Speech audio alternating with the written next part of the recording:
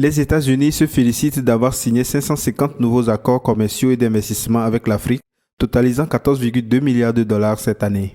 Cette hausse de 67% par rapport à 2022 vise à renforcer les liens face à la compétition chinoise sur le continent. La Maison-Blanche annonce que plus de 40% de l'investissement prévu à 55 milliards de dollars sur 3 ans a déjà été réalisé, soulignant l'engagement américain à contrer l'influence croissante de la Chine en Afrique. La ministre secrétaire générale de la présidence de la République a reçu le mardi 12 décembre dernier en audience à Lomé une délégation de haut niveau de la Banque mondiale. Les échanges enrichis par la présence de la directrice du secteur de l'inclusion sociale pour l'Afrique de l'Est et centrale, Pia Peters, ont été l'occasion d'aborder plusieurs sujets cruciaux, de faire le point et de consolider le partenariat entre le Togo et l'institution de Bretton Woods. Entre autres dossiers évoqués, les avancées réalisées au niveau de l'environnement des affaires et dans les politiques publiques, les résultats du projet COSO ou encore le programme d'urgence de renforcement de la résilience et de la sécurité des communautés étendu récemment à l'ensemble du pays.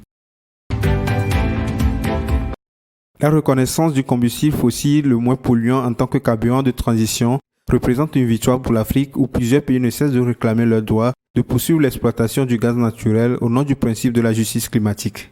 Après des tractations laborieuses, la 28e conférence des Nations Unies sur les changements climatiques s'est terminée ce mercredi 13 décembre avec l'adoption d'un accord qui appelle à abandonner progressivement les énergies fossiles tout en reconnaissant le rôle que doit jouer le gaz naturel en tant que carburant de transition vers des sources d'énergie plus propres.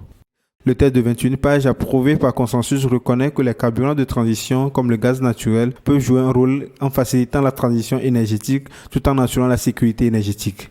Il préconise également une transition juste, ordonnée et équitable avec un rythme différencié selon les États, leurs besoins de développement et leurs responsabilités historiques dans le réchauffement climatique.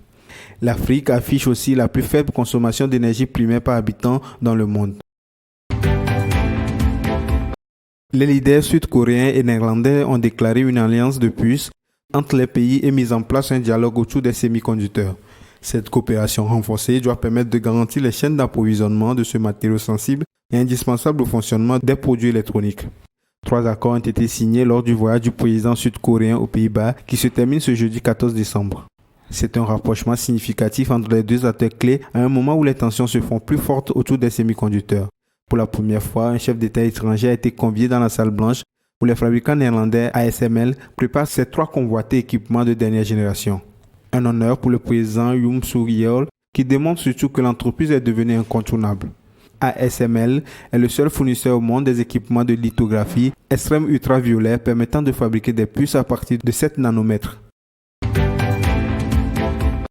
Au Togo, les travaux de modernisation des axes routiers à Kara, situés à 412 km au nord de Lomé, avancent à un rythme soutenu et devraient être réceptionnés d'ici à la fin du mois de janvier 2024.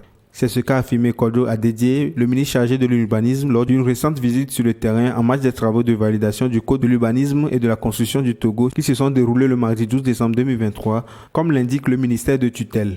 Aujourd'hui, le niveau d'exécution des travaux nous rassure quant à la capacité de l'entreprise à respecter les délais, de sorte que ces travaux soient réceptionnés d'ici le 31 janvier 2024 dans l'intérêt de la population.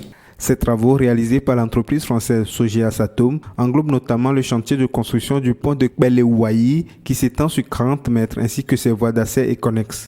Le ministre a souligné la qualité des ouvrages réalisés grâce à l'expertise de Satome. La filiale togolaise de la Bank of Africa BOA et la société Nimba S Équipement vont accompagner les PME du secteur des BTP. Dans cette dynamique, l'acteur bancaire et l'équipementier ont signé le mardi 12 décembre 2023 à Lomé un accord de financement. Via l'accord d'une durée d'une année renouvelable, l'institution financière va mettre à disposition des PME togolaises du secteur des bâtiments et travaux publics, de l'énergie et des mines des crédits pour l'acquisition des matériels et équipements chez le fournisseur Nimba. Cette facilité de financement accordée aux entreprises du secteur des BTP vient s'ajouter à d'autres engagements et initiatives de la BOA au profit des PME.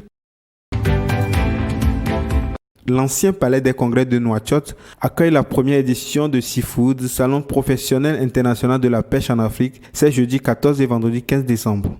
Organisé par la Financial Afrique et STI Expo sous le thème central « Investir dans l'économie bleue », ce forum vise à mettre en évidence les enjeux à tirer de l'une des côtes les plus poissonneuses du monde. La cérémonie inaugurale sera présidée par le ministre des Pêches et de l'économie maritime, en présence de l'ensemble de l'écosystème du secteur, des partenaires techniques et financiers locaux et internationaux. Durant 3 jours, plusieurs sous-thèmes feront l'objet de discussions, notamment le financement des chaînes de valeur de la pêche, la promotion des exportations des produits halieutiques et la valorisation et transformation des produits de la mer. Cette rencontre servira de plateforme aux autorités mauritaniennes autour de la politique de valorisation des produits de la pêche, un secteur considéré comme le moteur de l'économie nationale. Standard Chartered, qui a soldé sa participation dans 5 pays d'Afrique subsaharienne en cédant ses filiales à Access Bank du Nigeria, va se concentrer dans les marchés les plus matures, notamment l'Égypte. Début novembre, la banque britannique, aux 165 ans d'âge et au rayon de présence étendu à 85 pays, a annoncé la nomination de Mohamed Gad au poste de PDG de la succursale de la banque en Égypte, faisant de lui le premier PDG de cette succursale. Avant cela, la banque opérait via un bureau de représentation au Caire. Le ministre égyptien des Finances, Mohamed Maït, dit attendre avec impatience le début des activités de la banque en Égypte, prévu pour le début de l'année prochaine. L'Égypte cherche à améliorer son environnement d'investissement pour attirer le secteur privé, soutenu par une solide infrastructure et un emplacement stratégique. La Somalie va bénéficier d'un plan de réduction d'endettement de 4,5 milliards de dollars auprès des créanciers internationaux, portant le service de sa dette selon une annonce faite ce mercredi 13 décembre par le Fonds monétaire international dans un communiqué. Cet allègement a été réalisé au titre de l'initiative en faveur des pays pauvres très endettés. Plusieurs pays africains ont bénéficié de programmes de réduction de dette, notamment dans le cadre de l'initiative PPTE lancée par le FMI et la Banque mondiale. Certains de ces pays incluent le Togo, le Sénégal, la Côte d'Ivoire, le Ghana, le Bénin, le Mali et bien d'autres. Ces programmes visent à alléger le fardeau de la dette des pays concernés afin de leur permettre de consacrer davantage de ressources au développement économique et social.